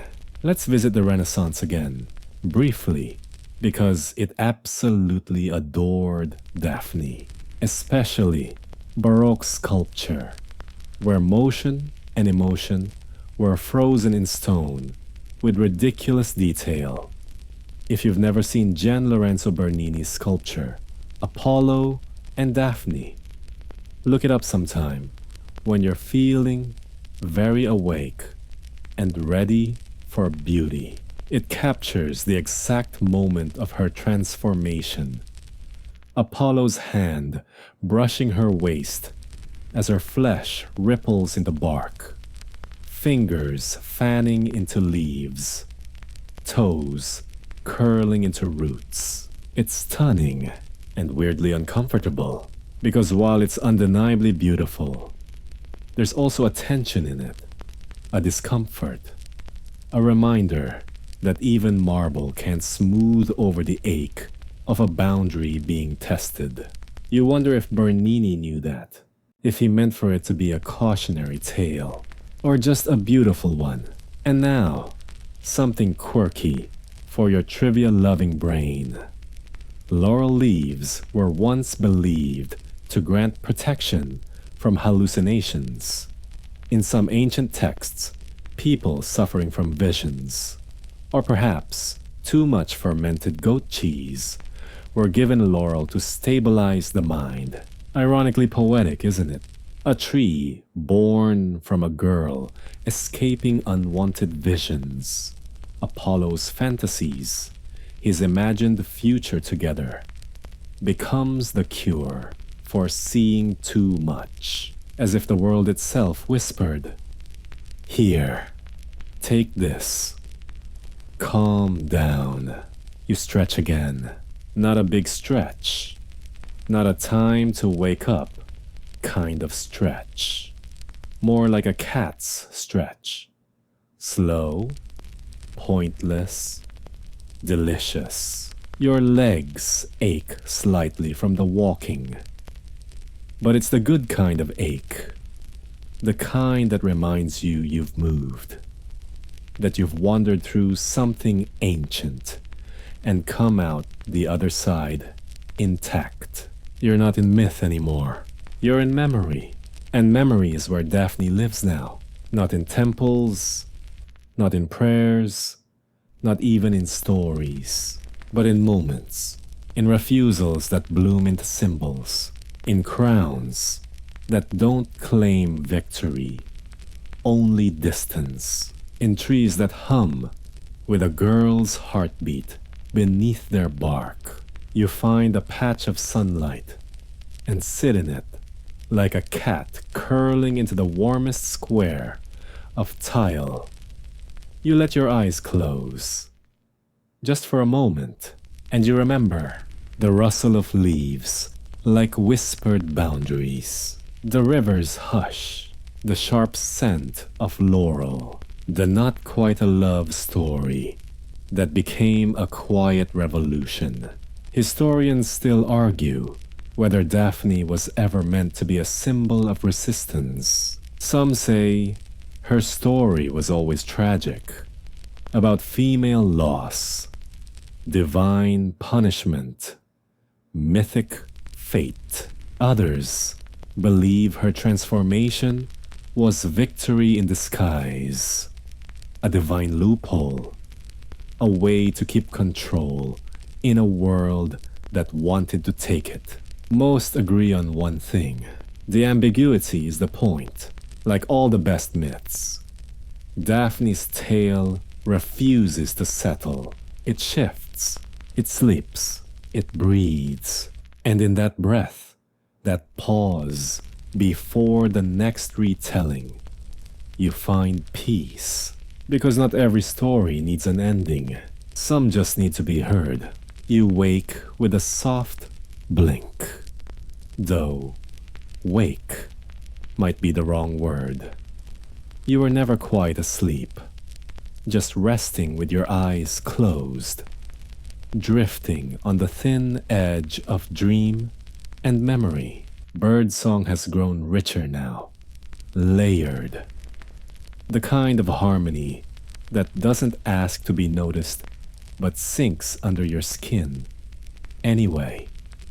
And the light Still warm, but a little deeper now. Late morning, maybe. Daphne's story is behind you, but her echo remains. You stretch and begin walking again. No rush, no destination, just wandering. Because now, we're going somewhere quieter, stranger, more tangled. The afterlives of myths aren't just artistic, they're botanical. Did you know the genus Daphne still exists today in botany? Over 90 species of small shrubs are classified under that name, found all across Europe, Asia, and North Africa. Some bear small pale flowers. Others are more dramatic, bright, poisonous, elusive. They're not all related to Laurel in the culinary sense, but they share a certain mythic inheritance. Scientists named them after a girl who became a tree, because even centuries later, the story still whispered under leaves. You run your fingers along one of those shrubs now, lining a sleepy garden wall. Its scent isn't strong, but it's there. Bitter, cool, almost medicinal. You smile because you know better than to underestimate something quiet. Let's take a sleepy detour through Victorian flower symbolism, a bizarrely specific obsession among 19th century romantics. You see, in those days, flowers were a secret language. To give someone a rose meant one thing, a daisy, another, a laurel leaf, glory, perseverance, chaste love. Very Daphne, wouldn't you say? And what did the Daphne genus symbolize? Honesty, eternal love, dangerous beauty. Oh yes, definitely Daphne. They even had little floral dictionaries. You could send entire breakup letters in bouquets. Imagine getting dumped via aggressive sprigs of laurel and foxglove. Subtle, poetic, mildly passive-aggressive. You walk past a low wall now, ivy tumbling over it in wild, leafy ribbons. It's not laurel, but it reminds you of transformation anyway. Of vines creeping quietly over stone, making even the strongest things soft again. It occurs to you that change is the real heartbeat of this myth. Not love, not chase, not even refusal, but transformation. Daphne becomes a tree. Apollo becomes a little quieter. The myth becomes medicine, then metaphor, then memory. And you? You've changed too. Not visibly, not permanently, but you've spent time with a story that says, "You're no matters," and that leaves a mark. Here's something oddly soothing. In some Buddhist traditions, trees are considered sentient. Not in a Disney singing branches kind of way, but in the sense that they have awareness, a presence that transcends language. When a monk meditates under a tree, it's not just for shade, it's for company, stillness, a partner in quiet.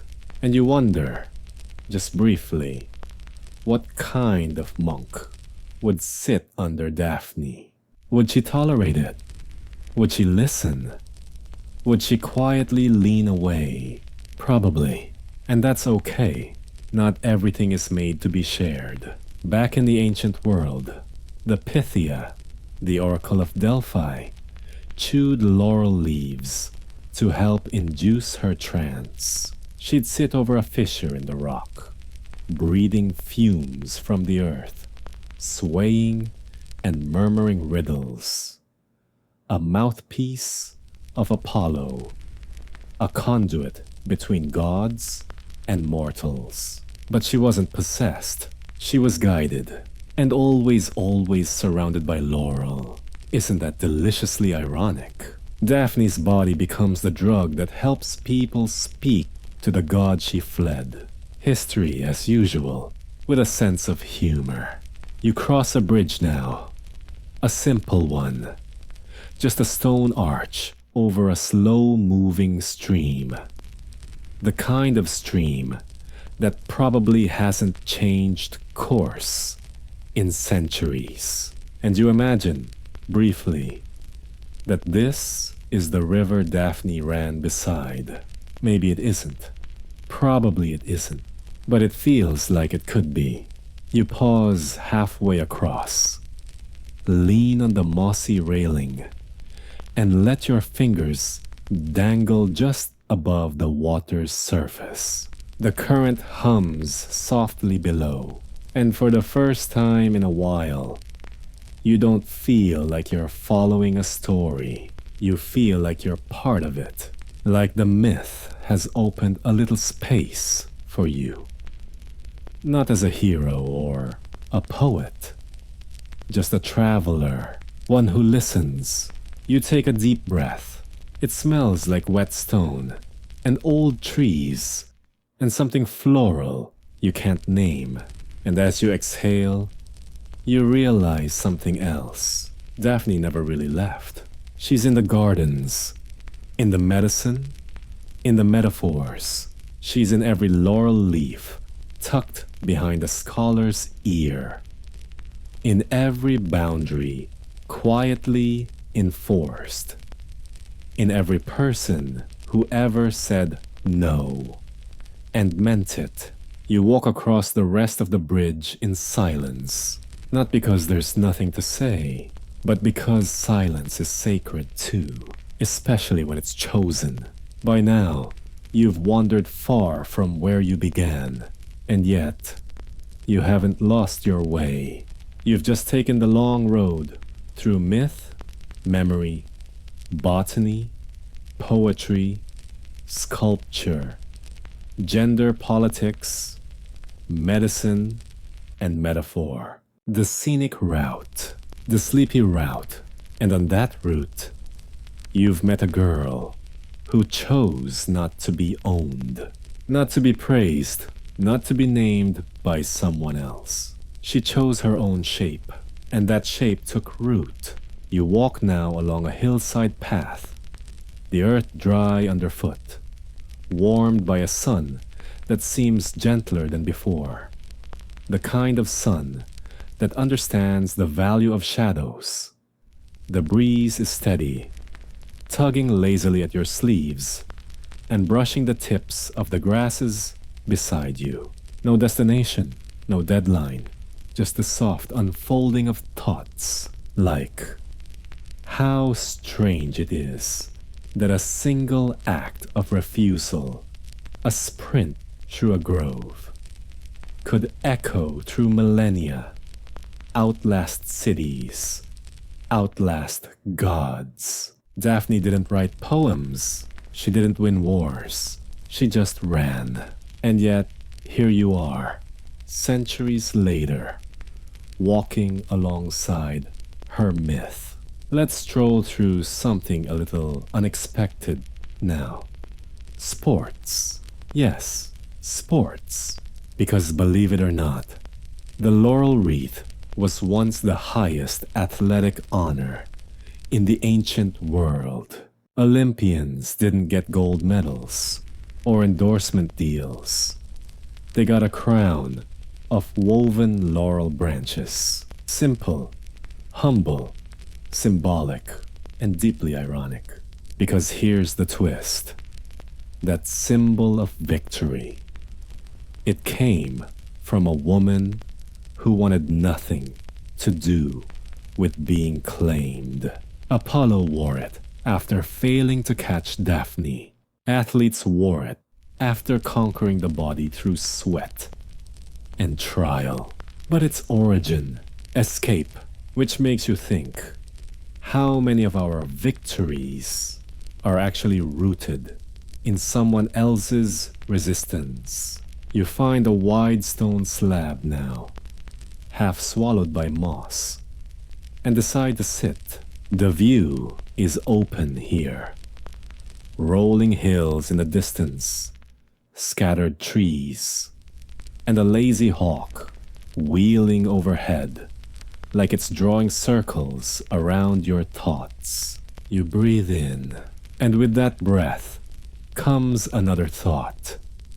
What if Daphne's transformation wasn't a punishment or protection, but a gift to herself, a form that couldn't be touched, couldn't be rewritten, couldn't be seduced or shamed or softened, just still, rooted, constant. And now, for another delightful historical tidbit. In Roman times, laurel was also used to cleanse spaces. After a war or a plague, priests would walk the city boundaries, waving laurel branches, a kind of leafy broom to sweep away bad energy. Imagine that. Your legacy, not just as a mythic figure, but as spiritual sanitation. Daphne, patron saint of not today. Thank you. It's kinda perfect. You stand again and continue your slow descent along the hillside, letting your hands brush the tall grass as you go.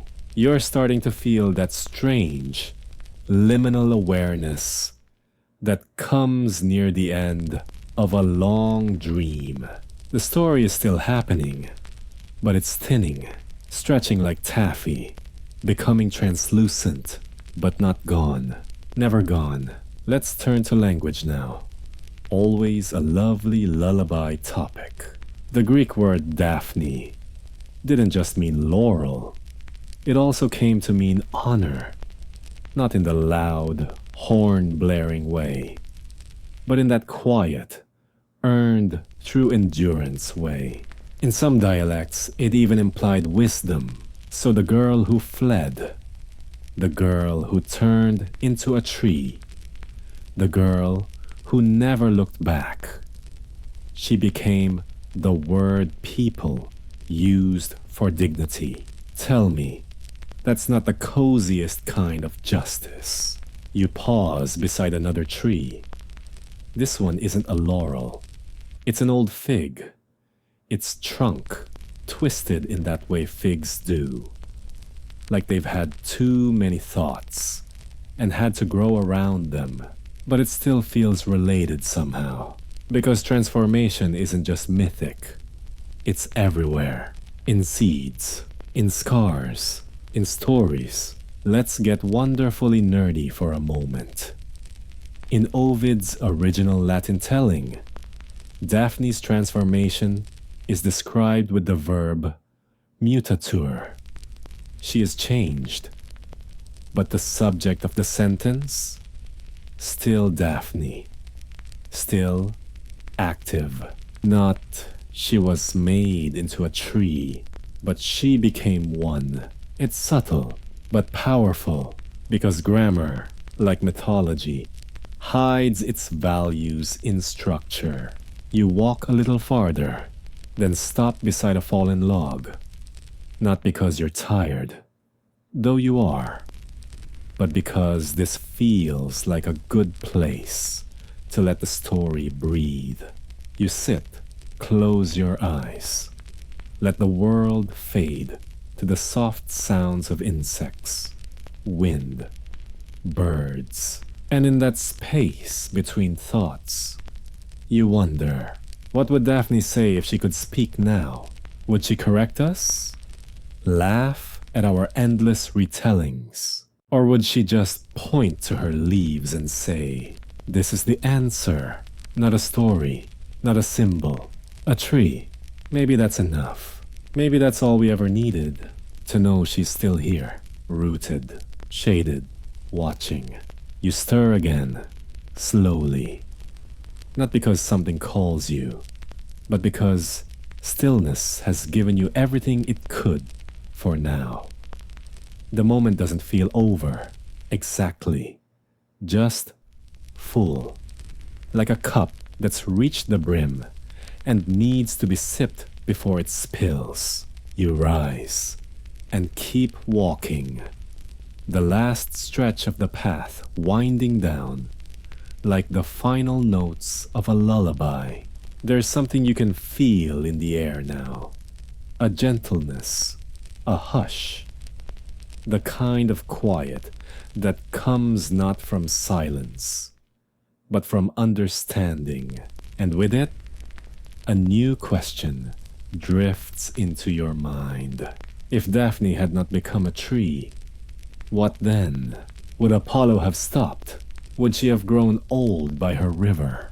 Would her name have slipped between the cracks of forgotten epics? But she did become a tree, and in doing so, she became unforgettable. Let's wander now into a slightly weirder realm.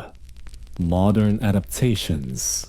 Because yes, even now, even in a world of skyscrapers and screen time, Daphne still sprouts through the cracks. She shows up in novels, in ballets, in ambient indie pop songs you've probably heard in a coffee shop without realizing what they were referencing. In some versions, she's rewritten as a forest spirit. In others, she's the reluctant oracle. Occasionally, she even gets reimagined as queer. Her aversion to Apollo reframed not as divine resistance, but as quiet self-realization. There's no single correct Daphne anymore. There never was. And that, honestly, feels right. You pass a wild patch of herbs, growing without permission. Rosemary, sage, laurel, of course. You reach out and brush the laurel's leaves. And you think about how much meaning we've poured into this one plant. Victory, purity, healing, defiance. So many faces on a single branch. Maybe plants were our first metaphors. Maybe every story we tell was once a leaf. Here's a curious scholarly debate for your sleepy mind. Some historians argue that Daphne's myth may have originally been local river folklore, absorbed later into the wider pantheon when Apollo became the big-name god of the moment. If true, then Daphne predates him. Her stream, her grove, her prayer, long before the poets gilded her story. She might have been just a whisper in the woods, a dryad with no backstory, a tree that already knew how to stand alone. That idea feels cozy, doesn't it? That maybe the gods didn't create her myth, just stumbled into it. You find a low ridge now, overlooking a pale field. The grass waves lazily in the wind, like it's conducting a lullaby. Far off, a few grazing animals move like smudges of wool and shadow. It's peaceful here, ordinary, and that's what makes it perfect. Because stories don't need to be grand to be powerful. Sometimes the soft ones sink deeper. Let's pluck another odd little fact from the folds of history. During the Enlightenment, some thinkers tried to rationalize Greek myths, claiming Daphne's tale was a poetic way of explaining the medicinal use of laurel in ancient cures. It was their way of saying, surely, this isn't really about gods, and trees and transformation. It's about medicine or science or psychology. They meant well, but you can't reduce meats to footnotes. Not entirely. They're made of feelings, not facts. And Daphne's myth, for all its interpretations, still sits in that liminal space between reason and reverence. You sit again, because why not? There's no rush. You think of how many people, across cultures, centuries, continents, have told versions of this story. How they've whispered her name into scrolls, stone, canvas, code.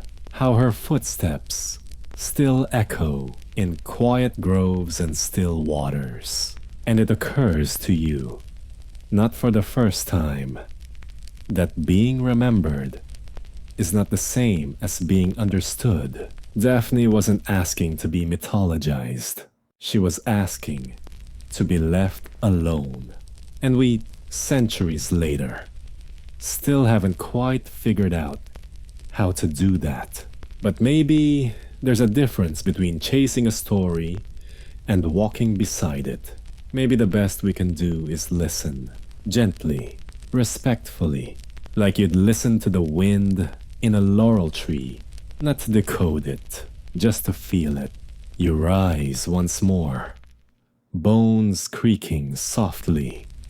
The good kind of creak, the well-traveled kind. You brush the dust from your clothes and look out at the horizon, where the land softens and the sky begins to glow. Almost time. Not quite, but almost.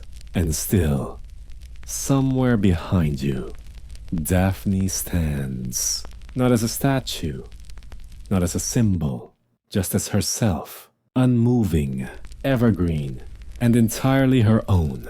You walk the last curve of the path, the sky now full with the gentle light of afternoon. Not hot, not glaring, just steady. The kind of light that makes colors softer, makes shadows longer, makes everything feel like the edge of something important. There's a stillness in your limbs now. Not tiredness, exactly, but settling, like the story itself has found its resting place. And maybe you have too. Let's take one last winding route through the legacy of this myth. Not through dusty manuscripts or cracked marble statues, but through something deeply human. Memory, because memory is the real laurel wreath, isn't it? Not something worn, but something held. Something passed down. Something whispered when the world gets too loud. And Daphne lives there, not in temples, not in scripts, but in the quiet decision to resist, to flee, to grow in another direction. And she's not alone. Across cultures, you'll find them, figures like her, women and men, and creatures who slip out of the grasp of fate and rewrite their endings. In Japanese folklore, there's the kitsune, a fox spirit who evades capture through illusion and laughter, always one step ahead of those who would bind her. In Celtic myth, there's Blathnat, who poisons her captor to reclaim her agency, only to vanish into the mists of tragic poetry. In West African tales, Mamiwata, the water spirit, chooses who sees her and when, rewarding the respectful, vanishing from the greedy. They all echo something Daphne knew in her bones. Freedom doesn't have to be loud. Sometimes it's leafy, rooted, still. And here's something quirky to carry with you. in the Victorian language of dreams. To dream of a laurel tree meant an old desire will never return. Not lost, not mourned, just gone. Softly, finally, like a ghost who's tired of haunting, or a god who finally learns to let go. You crest a small rise and find one last grove.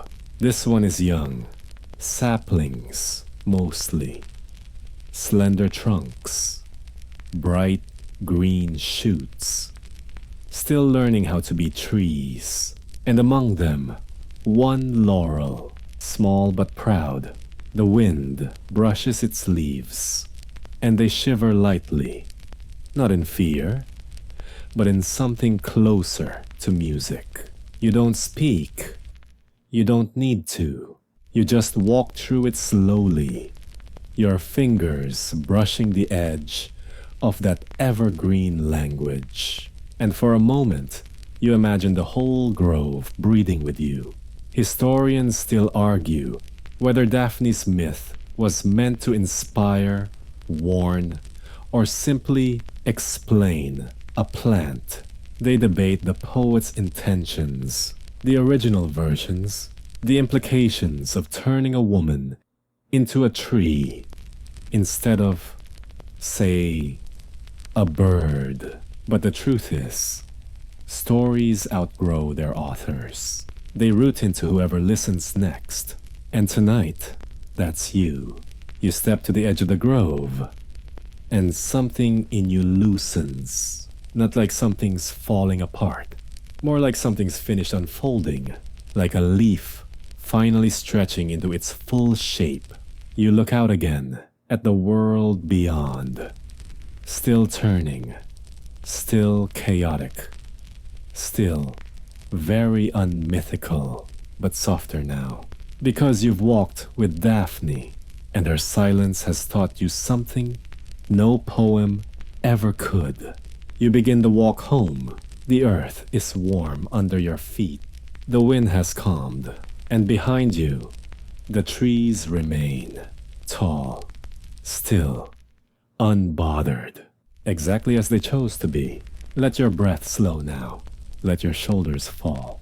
You've wandered far, from golden arrows and whispering gods to quiet groves and old stories that no longer demand to be solved. All they ask is to be felt, and you've done that. So rest now. No more questions, no more riddles, just the soft memory of leaves brushing your skin, of distant rivers singing low lullabies, of a girl who chose stillness over noise.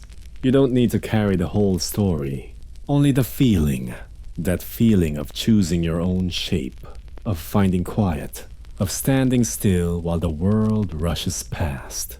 There is power in that, there is peace in that, and maybe tonight, as you drift into sleep, your dreams will carry you back to that grove.